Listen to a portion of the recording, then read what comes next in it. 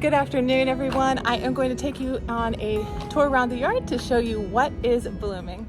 Hello and welcome to my YouTube channel, 90% Native. My name is Michelle and I grow native plants and I garden for the wildlife. So we're going to take a little walk around and I am going to show you what is in bloom. Okay guys, first up, these don't last long at all. This is the yellow wild indigo. And they only last a max of like 2 weeks, I think. But here you go. They're going over. Unfortunately, I didn't get any photos of them, like good photos on my big camera this year. Here in the hummingbird garden, we have the Philadelphia fleabane is about to go over, but I still have some really good blooms there. I love it when they're pink. I'm going to collect these seeds and sow them so that I can get a lot more. I am just in love with that plant. In the UK, they use a lot of Mexican fleabane, which self-seeds everywhere. And it's more of like a rock garden type plant. This reminds me of it, but not as whimsical and airy as that one is. A pollinator magnet here in the hummingbird garden is the downy wood mint. These are so pretty.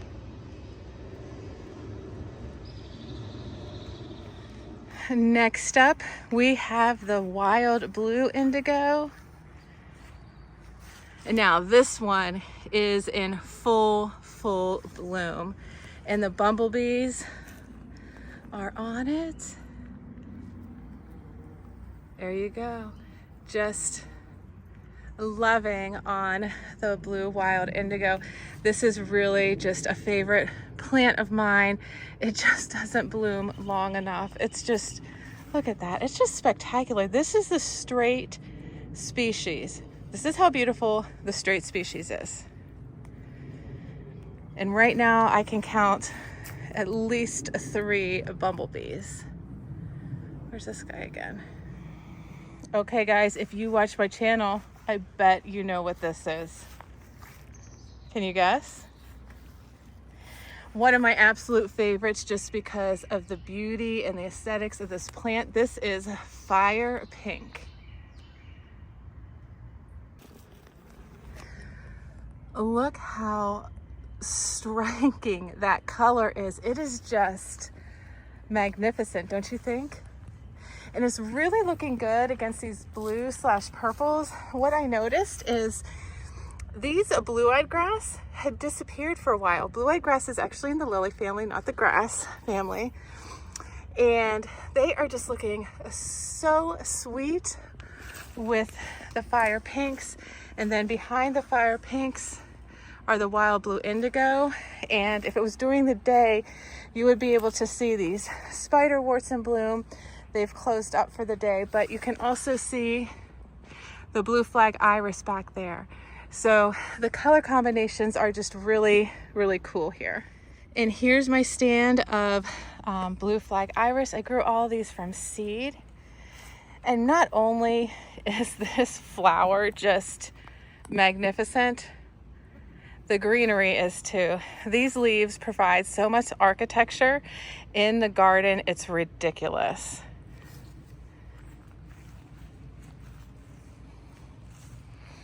Right there is my Carex lyrida that went to seed. And as you know, a lot of times when Carexes go to seed, they get extremely floppy and gangly. That's what that is. So I cut them back. So that one,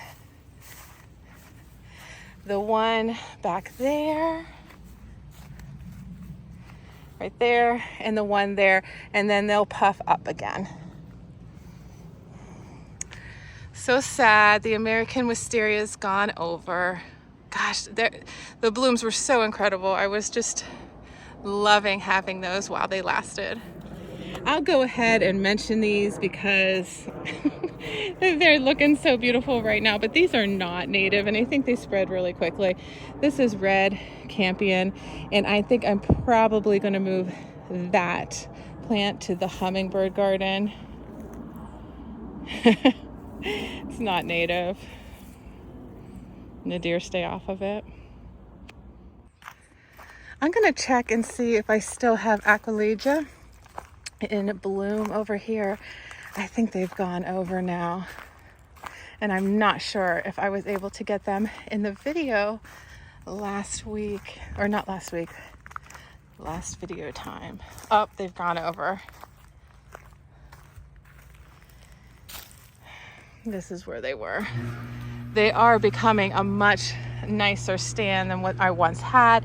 This area gets some afternoon sun and it's dry, so I'm really hoping they just kind of take over in this area because I don't have a lot of other areas that it prefers. Oh, something else I noticed today right here. See those sweet little flowers? That is the partridge berry in bloom, and then they will just turn into bright red berries when they go to seed. Guys, I am kind of really disappointed to see this. I think this is the same thing these guys had last year, and then they went over so soon. I see it spread down through there. I don't know how many years of this I'm gonna have. I really hope I'm not gonna have to pull up all my Jack in the Pulpits.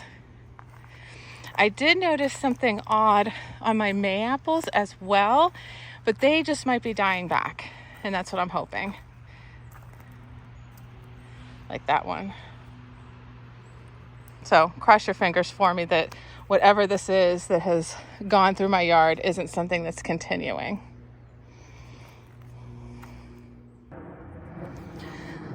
Over here we have some randomly blooming tiarella, which looks lovely. I love the way it looks with that lady fern and then the really big leaves of the golden ragwort. Over here is some more Philadelphia fleabane. Something I noticed this morning that I was in love with is this Juncus effusus has gone to seed. And look how incredible those seed heads look.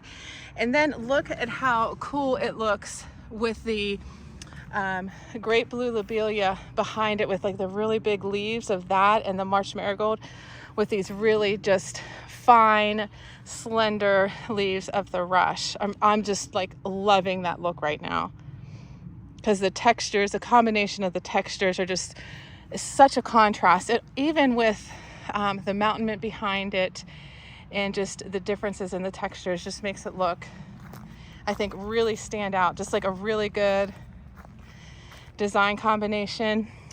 Great blue lobelia and Juncus effusus, and they like similar conditions too. Taking you around the island garden, here are more of the blue flag iris. I also love how they move in the wind, how the leaves of the blue flag iris move in the wind. And it's almost like they're always moving, even if the wind is pretty still. Look how much bottle brush grass I have.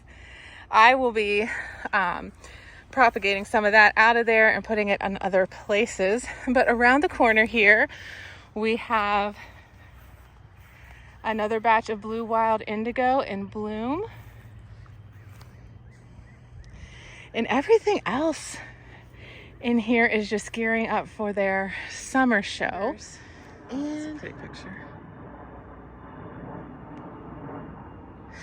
Before I go back over to the golden Alexanders, I wanted to show you how this little ground cover over a smaller ground cover seems to be working. So this is the woodland stonecrop right here, making a nice patch, and that's underneath wine cups. Now, we still got the thick of the summer to get through to see if the woodland stonecrop will deal with the heat here like the green and gold did not before, but perhaps the wine cups are getting big enough to shade that, to really form a solid mat covering the ground. But I love how that looks. The leaves of the wine cups and then the woodland stonecrop. So we'll just see how that experiment goes over the course of the summer. Cross your fingers for me. Oh, look. Okay. So this is the fox sedge, the brown fox sedge when it goes to seed. So now it's starting to flop. And that's what a lot of the sedges do after they go to seed. And so like I did with the Carex loretta, cutting it back, I'll probably be doing that with the fox sedge pretty soon too, because we do have a lot of grape blue lobelia that comes and pokes through there. So when I cut the brown fox sedge back, that also gives the grape blue lobelia some time to grow up, and then the fox sedge can grow through that. So they kind of like grow through each other. Okay, so coming around this corner garden, I wanted to show you something that I was showing the folks that did some tours with me on my open garden. So, and it may have been in one of my last videos. Let me pop this up real quick. Okay, so in one of my last videos and in my garden, my open garden, I had that golden Alexander cut all the way back like these ones. And then these right here were just with seed heads removed. And then those ones in that corner had the seed heads, because I wanted to show how to manage golden Alexanders in a couple different ways. But I had said to everybody, I know that that one looked like crap at the time. I mean, it totally looked just like that. Look, that is less than 2 weeks, and that's already the really nice shrubby type of growth that this golden Alexander has taken on. And then those will do the same, and it'll just be a really nice hedge type, shrub type look with nice leaves that will persist through the fall and part of the winter. So just something that you can do to manage your golden ragwort, especially if you don't want it to go to seed and start propagating all over the place. This isn't in bloom, but it's going to be soon. This is where I interplanted wild petunia and nodding onion. I'm just really loving this look of, again, I've been talking about this a lot, the contrast of the textures between the blades of the nodding onion and then the round leaves of the Carolina petunias or wild petunias. I can't remember which one I have. Okay, coming down here, everything is very green and lush right now. Not too many things blooming. The Siberian irises are going over now, but those are not native. Let's check on these 9 barks. Let's see. Yeah, I think they're getting done blooming. I think they've had their show, but the foliage looks really pretty against the green. I don't think I updated you guys on this, but this whole line of green and gold, which is looking great, I have propagated green and gold all the way down. So I'm just waiting for it to pop up and then kind of fill in this whole area. I really think I'm going to like that as lining the driveway as opposed to the sedges in this instance. So all the Carex blanda that I took out of this area, I kind of massed it around this mountain mint. I'm hoping that might look nice, you know, contrasting the blades of the mountain or Carex blanda contrasting with the mountain mint. So we'll see how that works out, but I'm just going to keep it right there in that curve as opposed to using it more as a liner. Just didn't like it here on the driveway. Okay, so this is where I have a forsythia and a lilac. I'm going to try and get rid of those. This is also the frog fruit bed, but then I transplanted one of my red bud seedlings right here. I think that'll be a great place for it. I had talked about putting the black tupelo there, some other stuff. I think that would have been just way too big for the area, so it's gonna have a red bud. I had to move one of the Hypericum prolificums like to right here. It was right there, and so that's good. And then I just need to figure out what I'm gonna do on either side once I try and get rid of those bushes. Do you guys even remember the tiny blades of those blue flag irises in the spring? They are so huge now. The bog garden is filling out pretty nicely. Here's the golden ragwort, the blue flag iris, the the Hypericum prolificum, the shrubby St. John's Lord's looking good. And then this is how the Carex amphibola looks if you do not cut it back when it's a smaller size. So I'm going to cut those back and get them into a more tidy mound. I left them like that so people could see at the open garden what it would look like if you didn't cut them back. Now, it's definitely worth experimenting with pruning sedges at different times, just to see what works for you and your aesthetic.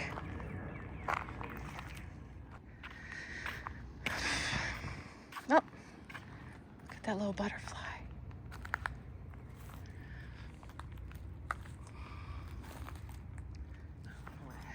You can see that the non-native azaleas are really leafing out now after their very hard prune. These Heuchera americanas, I'll probably cut those stems back at some point here. I thought they would have been done by now, but they really are adding a nice element at this point. Here are the steeple bush, and then I have some downy woodmint in front of it that's starting to bloom. Oh, I gotta get that out of there. That's a golden ragwort. Oh, and here we go. Here is my ITEA little Henry. This guy is starting to bloom.